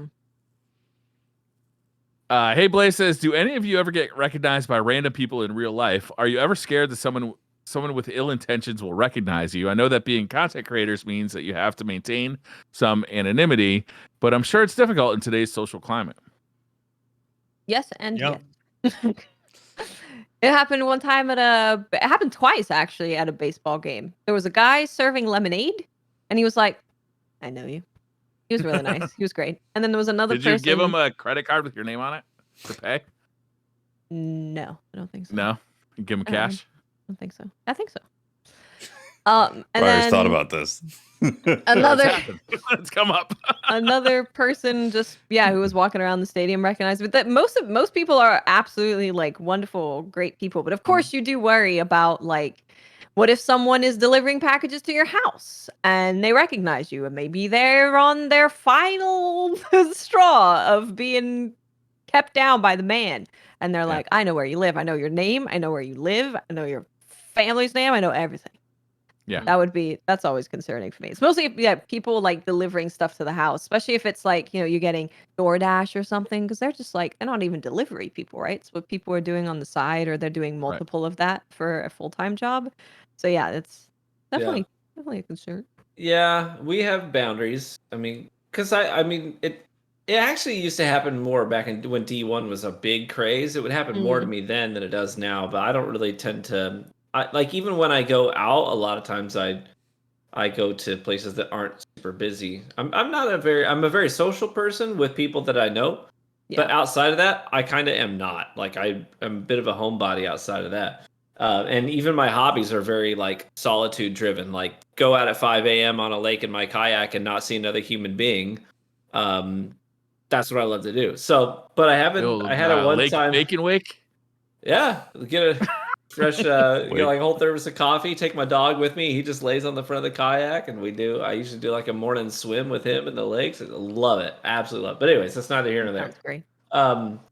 But it happened once at a Chick-fil-A, and it was like a day when the kids were just being absolute nightmares. I love my children, and they're wonderful children. But this day of all days, they were nightmares, and I'm trying to order for the whole family, and the teenager taking our order was like, yeah, that'll be, this is your total, and also can I get a picture with you? And my wife was like, I need help, and I was like, make it fast, buddy.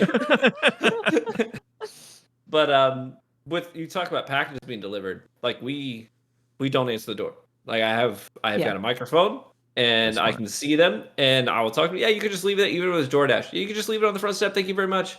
Sometimes people send me stuff that I need to sign for, and that makes me upsetty spaghetti. But then I found out that most like FedEx and UPS, you can go on their website and have them deliver that package to a UPS store or a FedEx office location and go pick it up there instead of having somebody come to your house, which is nice. And you don't miss the package. Ours is 2 blocks away.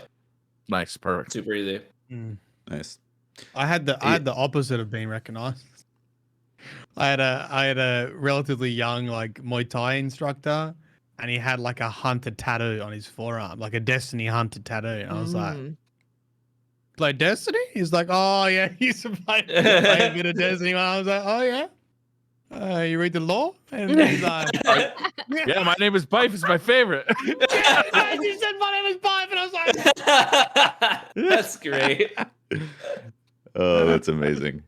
Like, you are in Australia. Support me. Yeah.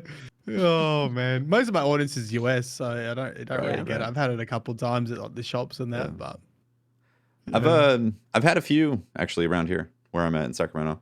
In fact, I believe 2 people are my neighbors that listen to the podcast. Really? Literally in my neighborhood. Yeah. Wow. Yeah. So yeah, it happens. It happens around here. Yeah.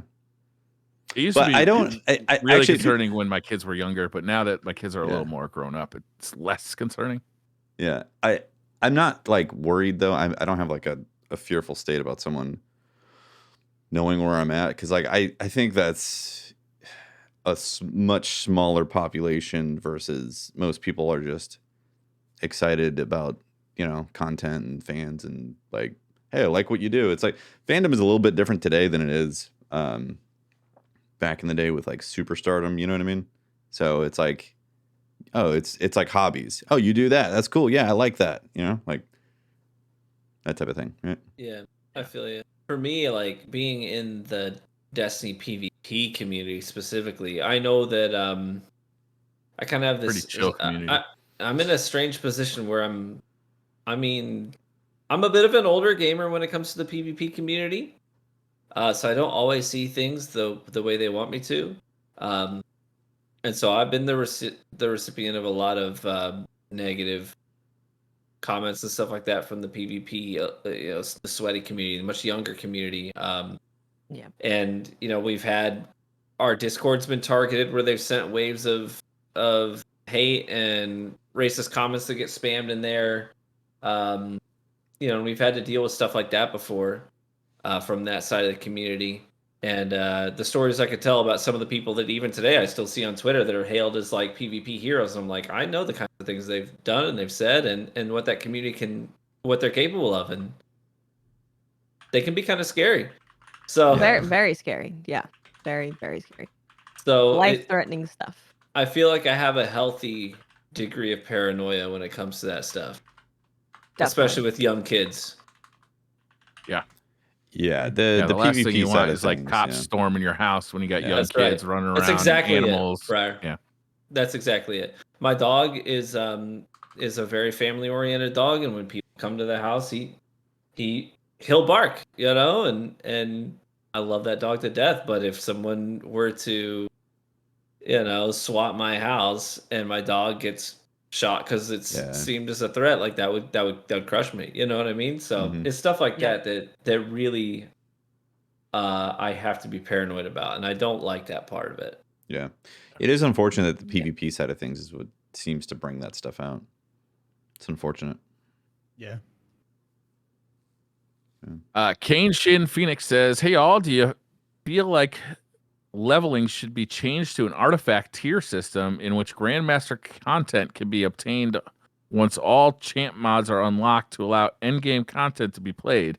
Sooner still for equipping champion stunning exotics like Monarch A." Yeah, I think GMs shouldn't be blockaded as much as they are, for sure. It Yeah, shouldn't be great. it shouldn't be RNG. I think if your season pass 100, meaning you've played the season a decent amount, you should be able to do GMs. like I was season pass 100 and I couldn't get into GMs. You know, you had to get up to 120. Yeah, I had to get up to 120 or whatever it is to get your artifact to be plus. It's season pass 100 and you can be max pinnacle in season pass 100 and not That's just be dumb. able to get into GMs. Like you have to get 115 or whatever it is to get plus 15. So Dave Security says, question for Mylan, what does accuracy mean? So I did a vault cleaning stream with Danito, and I don't know. Did he make fun of you? The bow. Was he mean to you, Mylan?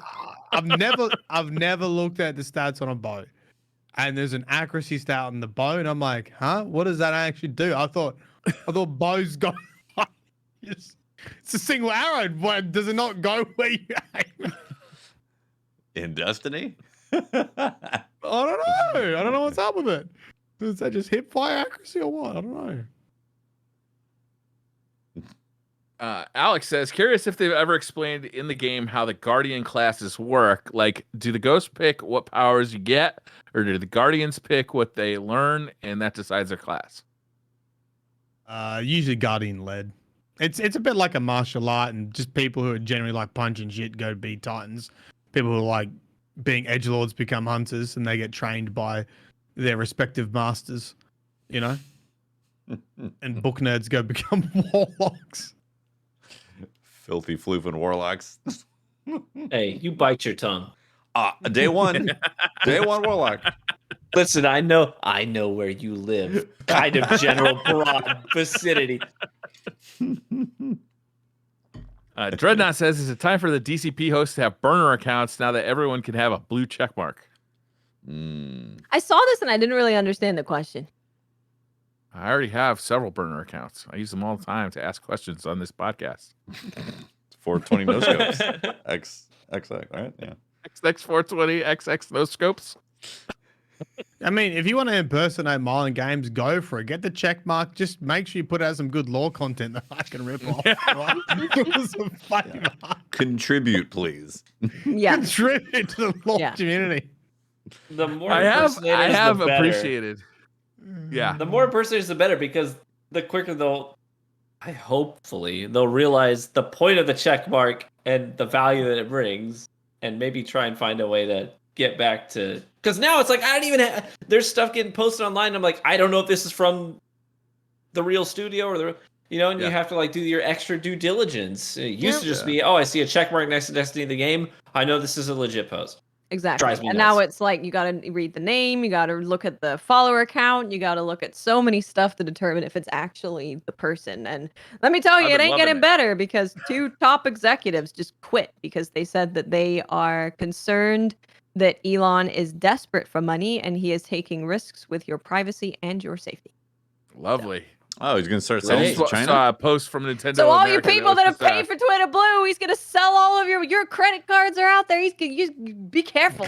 He's They- selling your info Keep to not China, selling and then he's selling to Russia and all the places. Yeah, cool. But it's actually Twitter is extremely hackable right now. Like You the stuff think? that Wow. like really bad. Wow. Really, Twitter? really bad. I just saw a Yep. post from Nintendo of America that all it had was Mario giving the middle finger. Oh, yeah. I clicked like. I saw I saw that. That was pretty great. Matt Campbell says, if Crucible was removed from Destiny 2, would True Vanguard still play it? If PvP was removed from Destiny 2, would I still play it? Yeah. No. No, there is no version of Destiny that I would play that doesn't involve PvP. 100%. Here's a follow-up. What's your second go-to game? Do you have a second go-to PvP game that you play? I play a lot of games. I play Apex Legends very regularly. Okay. I don't have a lot of. This is the thing, just sort of the nature of this line of work is I don't have a lot of free gaming time that's just for me. Yeah. You know what I mean? Right. And yeah. when I do, a lot of times I'm not playing PvP games because gaming is something that I do with my wife very regularly.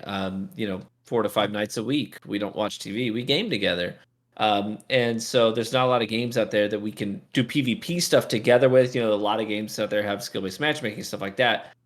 We just want to relax. We're very different levels of skill in PvP, but she loves to game, absolutely loves to game. So a lot of times what we do is we play things like survival games. So I play a ton of right now we're playing Grounded. Before that it was 7 Days to Die. Before that it was The Forest. I want to check out Grounded. It looks fantastic. Oh, it's super fun. We got Sons of the Forest coming out soon too, which has me real jazzed. So we play a lot of games like that. Yeah, so I'm constantly gaming outside of Destiny. It's just not for the public to see because that's me, my wife, and our 2 best friends from college. Yeah. Cool. Johnny says, can Telesto make a sandwich so big even it can't eat it? Telesto is the biggest sandwich ever made. And can also eat it. Yeah. It's a paradox. Rundis says, long-time listener, first-time poster. Oh, well. A lot of pressure here. We're going to be judging you harshly. Do you guys think Xur will ever sell the Escalation Protocol armor sets? The API says it's in his inventory, but it's been well over a year since there's inventory change, and we still haven't seen it. That Yuga Sundown set is beautiful. I love that set for especially for the Warlock chest. Maybe next season if Rasputin comes back. Yeah. Adam. Consider I don't know, yourself judged. Maybe. Yeah. There's a lot of stuff I want Xur to bring back. So many things that, like, even some of the splicer gear that I'm like, man, I really wish, because my son's like getting into Destiny and I'm like, dude, you would have loved this thing, you know. Oh, if you were playing back then, buddy, you would have loved this. So I definitely there's a lot of things that are on my list of things that I hope Xur will bring. So yeah, the Yuga Sundown set for sure. But on top of that, like even some of the Warmind season of, I don't know, what was that season called? The Rasputin season, where we were doing the bunkers and stuff. I forget the name of that season. Either way, like the Seventh Seraph carbine and the SI2 sidearm. There's a lot of great loot out there that's just lost in time that I wish people could experience.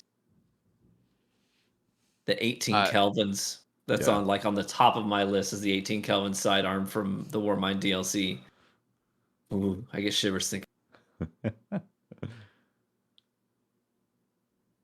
Jimmy Aaron says, "Hey all, do you feel like these seasons are too grindy? I was so excited when this season came out because of the theme, but then I feel like the current seasonal model isn't working anymore. Would you change it if you could? Hashtag Taint Scratcher." Nice. Nice. Yeah, look, I don't know what I'd change it to. I think we've already spoken about this. I do think there's some burnout with the seasonal model. I don't know what would be a better alternative. I think what's mentioned it before, that just needs more stuff to do in the other playlists, really. Like they need to be updated with the seasonal model. You need stuff in PvP. You need other stuff in the regular playlist, because seasonal stuff makes you go and replay older content. And if that hasn't been updated, then you are literally playing the same game you've been playing before. This Week in Video Games says, "Hi DCP crew, with Lightfall and Final Shape in mind, what could Bungie or Destiny 2 community do to help avoid future burnout? Feels like a lot of people are frustrated right now. Could you collectively do anything better? Love the Telesto theme this week. Great job, Bungie." The grindy stuff, man. Like Festival of the Lost is a perfect example of this. Like I am more likely to interact more with that event if there's less grinding involved for the title. But as soon as I saw I have to do 35 and I have to get this amount of candy and blah, blah, blah, I was like, this is just too much for what I want to do. I want to interact with it the way I want to interact with it and get the rewards from it. But when you add this like huge grind to get the thing, I'm like, well, now I'm just not going to play it at all. I'm playing it less than I would have if you were like, do 3 lost sectors. Mm-hmm. So this season has been rough with, like, it was defeat how many ruffians, which was like really awkward to get the ruffians to spawn in the seasonal activity. There was certain amount of completions. It was just a lot of extra grind this season. It was like not mandatory, but you know, people who play a lot of Destiny notice like this is more than we normally have. You are adding significantly more time investment needed than usual. Mm-hmm. Feels a bit padded out, right? Yep. Yeah. I think that's the biggest thing, is that as a player, you notice the padding pretty fast, and it's one of these things where it's like a little bit's okay, a little more, you kind of go, oh, I'm noticing more, and then when you have a season that's really padded out, you go, whoa, and then you start evaluating how much time you actually want to spend, and like you said, you saw that how many lost sectors, and you're like, I'm starting to add up all the time it's going to take to do that, and I'm realizing I'm not interested in doing that. So I'm not going to do that. Exactly. Yeah. I think a lot of Destiny players need to have a think about the fear of missing out and what they are missing out on, and if it's actually important to them. Because when you sort of like you sort of get in this thing like gotta chase, and you're like, you know what? Do I really though? Am I having fun? If I'm not having fun, then you've got to sort of. That is always my this rule. up. If I suddenly feel like it's a job, then I'm like, pull it back. I'm not like, it has to be fun. That's the whole point of playing games, right? Yeah. Cobalt says, question for Telesto. I mean, Mylan. I've been wondering about Osiris's future in the game with Sagira dead. He doesn't have his powers of the light anymore, correct? Would he be able to draw in the darkness like Elsie Bray or Eris Morn? Well, there's no. Yeah, I guess there's been no real rules to having to need like a ghost to channel the darkness, right? Like we've got those characters that have had powers like Eris without needing a ghost or the light. So there's precedent for that occurring, and we know Osiris is going to come back. We know that Savathun was sort of inhabiting his soul for a good time, so he may be somewhat damaged. he might be a little bit damaged. Yep, have a little bit of darkness in there too. So yeah, I think it's possible for sure. I don't really know what's going to happen with Osiris. You got to bring him back. We know he's in the posters for Livefall. We've seen him in the promotional material, so he's going to wake up and have something happen. Yeah. What's the dynamic between him and Saint going to be like then? Is there going to be a lot of crying, a lot of hugging? Is that going to be tough? And a lot of undressing. No, well, no, but I'm like, because a lot of like Saints, like if you just hang out in the tower, like he's really worried, you know? Yeah. He's really worried. So is the version of Osiris that wakes up going to be the version that he knows and loves, or is that going to be like a process for them to sort of rebuild their relationship? And you know what I mean? That'd be an interesting thing to flesh out too. Yeah. Like they've sort of gone through. Like first, Saint was dead and Osiris brought him back, and now Osiris is dead and Saint's trying to brought him back. That's sort of like what they're playing with, right? Is like he's like. Can't they just have a happily ever after, Bungie? Or yeah. Well, he comes back, so he's not quite dead. And it seems like he's going to have a main role, so he's going to, have some brain function. He's going to come out of his coma to be able to do stuff. Yeah. If he's on posters and that. Mr. Macalito says with PvP, Iron Bananas, and GOW, I think God of War, is that right? Dealt to deal with. How smooth does Brotato run on the Steam Deck? This game has me highly considering buy one. And TV, Brotato may be for you. But what's your thoughts on small indie games with banging music, fun gameplay, and high replay value? I think Mr. Macalito might be repping Brotato here. I think this is the second time we've got a question about this game. Yeah. I love indie games that are dope. Yeah, this is like, I think, Vampire Savior, but with like Potato as the main character. Yeah. Do you unlock Spud perks? Perks? I don't know. I'm gonna have to download this and play it for side quests, I think. He's like, yes, got one. Yeah. Got him. Yeah. One cell at a time. Yeah. Oh, geez. Last question of the night already. Hugo Rune 79 says, if you could quantum leap into any other person, who would you quantum leap into, and what would you change in their life? Sounds like a pickup line, like, girl, I want to quantum leap right into you. Like, I was trying to figure out where this question was going. If you quantum leap into somebody. Yeah. Are you guys familiar with the quantum leap?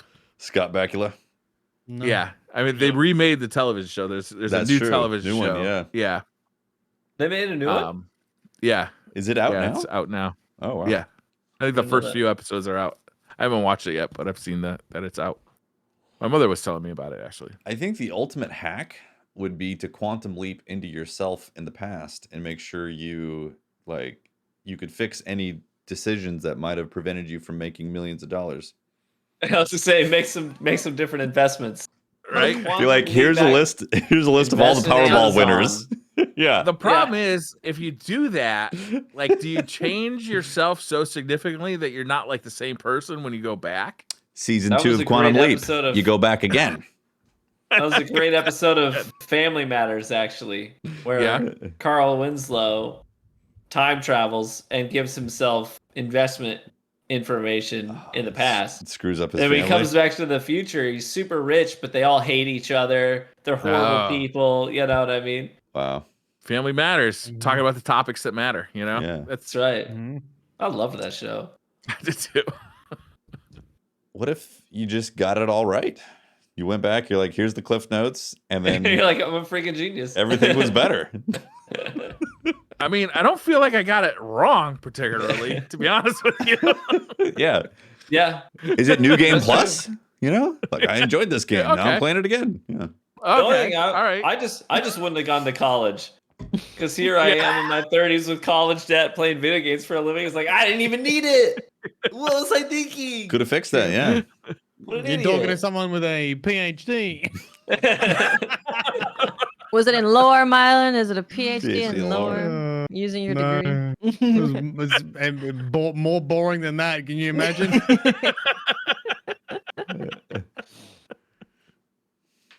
That's it. That was all the questions. Every question in the Destiny universe we have answered this week, which is Congratulations. impressive, I think. Yeah, We did it. Pat on the back to us. I'm proud of you. Every time, every week, we get it all done. We knock it out of the park. TV, thanks for joining us. We appreciate it. Yeah, always a pleasure. Thanks for having me, as always. Yeah. Enjoy it. What do you got on the schedule? Me? Anything interesting? Any new stuff that's coming down the road? Oh, yeah. So since Destiny's kind of in a bit of a lull, it's like really well timed for our edition to be. Someone actually asked, they're like, TV, are you in a new space? Because I don't recognize the background. Yeah, we just finished like a 5.5 month project, the whole home edition Oh. here, and then 2 stories above me. All of it's brand new. Awesome. So we liked our neighbors in our neighborhood. We were like, so instead of moving, let's just build. We have a really big backyard, so it's not like we're losing anything. So part of that is this new office for me. I got like a leather love seat that's coming tomorrow, should arrive. And then my dad, Leather what? it's like a small couch, Love seat. small seat. couch. Does They call it Mylan your not half-pigs. know what a He's love in- seat Mylan's is? like, couch in the in biz. Aussie land, It's there's like, no love it's seat. like it's a sawed-off couch. Very different in Oz. Different in love. Is that a camera in front? Love seat has some True stains. story. I spent a summer in Australia, and I learned some words that don't go over so well over there. Oh, One of them like was what? really? One of them was fanny. Yeah. Yeah, Oh, I learned yeah. that Always real one quick. that gets people. Yeah. Yeah, Old but fanny pack, yeah. That I was like, the doesn't- fanny that pack, doesn't like, you mean a translate well. bum bag? You want to? Or like saying, they told me one time, I finished a meal and I thought I was being really polite to my host. I was like, oh, I'm stuffed. That was great. And they're like, you're what? It's okay. Yeah, stuff that's fine, yeah. It's like, I'm stuff is fine. stuffed. But they told me Yeah. that meant like, that means like knocked up, like you got knocked up, like, Oh. like you're pregnant. Yeah, you're stuffed. Interesting. Yeah. That's what they No, told me. I This was was a gonna lot- say Well, that. making I funny. currently have a lot of Listen. penis inside of me. I'm stuffed. Context is very That's important, right? neither Wow. here nor there. But So you asked much what's, penis. but You're all such this a to kind say, host. what a generous host. Just pumping me full of penis. Anyways, so DCP special. so to answer your question, definitely taking advantage of this opportunity. One thing I've always wanted to do, I love whiskey and American history. So I'm like launching a side channel just for my own enjoyment. I don't expect it to make any money at all, but I'm just gonna do like whiskey reviews, blind history. tastings, do history is amazing. Love whiskey history. So like fun. I've already got a whole script written up for like the Whiskey Rebellion, what happened, who were the major players, All right. all that stuff. Like I just love that stuff. So I'm just gonna do it. Sounds Sweet. awesome. I'm I gonna love tune it. in. Yeah. You know, Where- whatever happens, happens. do you have a channel Are you gonna already? put that on A your main name? channel? No, I have a separate channel. What's Okay. it called? Yeah, Yeah, do you have it already? I'll tell you when the branding's done. It's almost Okay. finished. Okay. All Okay. right. But It's TBD. It's coming soon. Stay tuned to Twitter or Tumblr TV, or TBD, is that what you said? TV's Yeah, TBD. Tumblr. That's right. Yeah, where are you posting it? On your Tumblr or your Instagram My or your Tumblr. You know, your That's Mastodon. My Mastodon. No, I'll post it on like Twitter when I start getting some Yeah, content up there as Sweet. well. Assuming Twitter's still around next week. or Yeah. a month from now. At this Yeah. point, who knows? Yeah, absolutely. Yeah. Well, awesome. Cool. And Mylan, you got any new videos cooking? You got a lore video coming Nothing. around? No. Nothing? No, it's sort of Nezrak. It's sort of not Nezrak. It's sort of a commentary on did we fall for the whole trap by assembling the pieces of Nezrak and how that Awesome. might tie into the witness's overall plan. It's So- like the prelude to a horror film that's about to Yeah, cut loose, Mm. right? yeah. We fell for it. We've done all the wrong things, basically. Here's my question for you, Mylan. Yep. Are they gonna let, like, is humanity gonna let Osiris back in to the city? Because he had to earn it. He had to earn his right to come back, and when he came back, he was literally Savathun. Yeah, I think Saint will stand up for him. I mean, we let Crow How far is that gonna go? He needs How a far is that higher gonna go? PR team, change his image for the Like- city. They let Osiris back in, and that ultimately led to things like the Infinite Night, to Lakshmi's betrayal and death. Yeah.